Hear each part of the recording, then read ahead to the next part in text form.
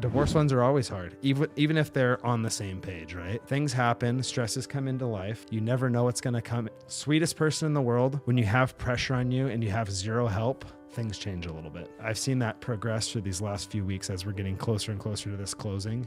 And I want to be there to help because I've got a heart for her and I have a heart for that family. At the same time, you can't help people that don't want to be helped. Moving is one of the most stressful things. I don't know. I remember reading a study on it, what it does to your brain. It's one of the most high intense pressure things for people to have to move. Me wanting to control situations sometimes because what I think is best for my clients maybe isn't necessarily, and this is a growth thing I'm working on. Furniture in the house, they didn't want it staged because those were the memories there. She wanted to keep it in there. I want it to look clean. I want it to look as well as possible when we're marketing this property. She didn't want that to be removed because that was the memories. That was basically them saying goodbye to this house. So I understand that.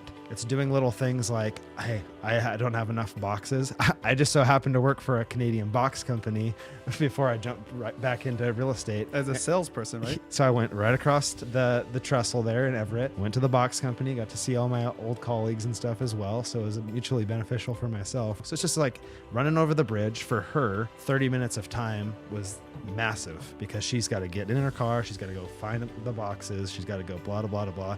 I already know the system because I sold the boxes for 2 years when I worked there. Boom, grabbed it, brought it. It's like the simple things, like do whatever it takes to be successful. You have to be the one that's going to be creative, thinking outside the box, no pun intended, because they're literally putting their life in a box to move to wherever they're going next. It's taking those extra steps. I think that's important. Thinking outside the box, that's important. Dodging and weaving through the courses of life, because if you do the same thing that worked maybe 10 years ago, you're just going to get phased out with AI and all that kind of stuff. If you can't adapt to that, if you can't move things forward in that light, that's the direction things are going. I mean, last year that was 70% of my business. Crazy. So tell me about that. Sure. And what is the advice you would give to people going into that situation? Being prepared, knowing that there's going to be things that are not perfect. No real estate dealing is ever perfect. Getting on the same page, which I think is one of the hardest things in a divorce, because there's different situations that happen each time. Sometimes it's more cordial. Sometimes it's like, hey, we're just going to be talking on email. If that's the case,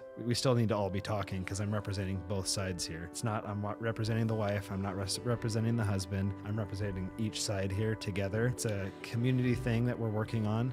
And if we're not on the same page, it's not going to flow well. So whether that be, if it's not cordial, okay, that's awesome. I'm sorry that's where it's at, but we all need to be on the same email so that everything is outlined and we can all see what's going on. And why is that important? Because there's a step-by-step process to get through it. If you don't have someone that's planning your stuff out, most people, from what I've noticed, they've bought houses and they're selling for whatever situation. Lots of people have been in their houses probably a lot longer than what the statistics would say. So when you upend something like that, it's like lots of things have changed in the real estate market. We have our buyer brokerage services agreement that people have to sign now.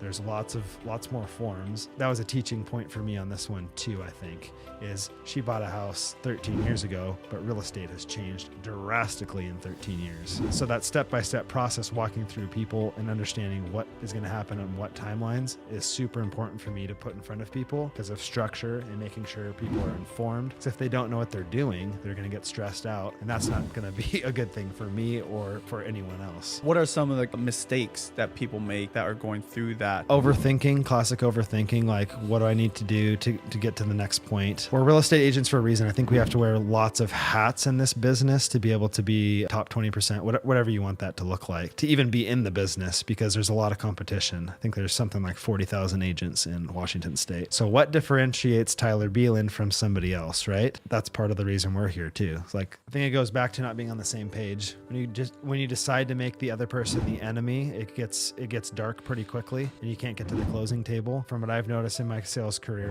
in real estate is most people have the goal of getting the most amount of money in the least amount of time. There's different situations where that would change, investors, whatever. Maybe they want longer amount of time to close on something. But in general, I would say most amount of money, least amount of time.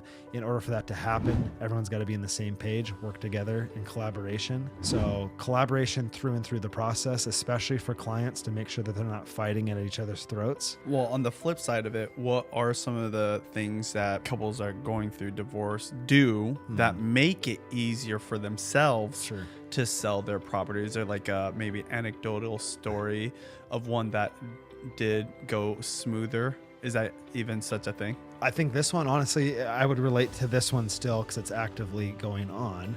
But this one was easy for me. I did the marketing, sure. They had such pride of ownership of that home. It was gorgeous. I mean, this place is like 4-bed, 3-bath, 3,191 square feet, massive, backs up to this green belt, so you can't build behind it. But the meticulous little details and just cleaning and having the stuff there, that sold the house. That's nothing I did. She chose to go, hey, the next person that's going to walk in this house is going to enjoy this because of this, this, and this. And that's exactly what they did. You come down the stairs, you can see 3 directions. You can see inside one of the living rooms. You can see through the dining table and the second living room, and it backs up to like a green belt. And she said she used to walk down those stairs and just look out, especially when there was like family there, and just go, wow, like this is my house. This is a gathering place. So they made it easier on me because they had such pride of ownership of the home. They took care of everything. Outside was clean. Is that important right now to have your house be presentable? Especially important. Why is that? Now, because the market's going crazy with various things. You know, I'm not going to get political, but this is super, super important with what's going on. All the war stuff, all that, fuel prices, everything going up, that's all affecting where interest rates are at. So just literally 2 weeks ago, we were even below 6, which is incredible. We're now at like 6.6 right now. So if you guys don't have your stuff ready, for buyers, for example, if they don't have a locked rate, that thing's going to jump and payment's going to go crazy. I mean, that could cost someone literally probably $300 to $500 a month more on their payments, potentially more depending on their loan program, because of that choice of not being ready to go or not locking in. So for buyer side, it would be not being ready to buy and not locking the rate and not finding the right place. For sellers, it'd be, okay, well, I got to clean my house. It's going to take me a few months to get there.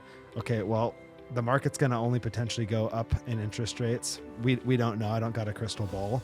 But based on what we are at right now, it's going to be harder because people can't afford as much anymore.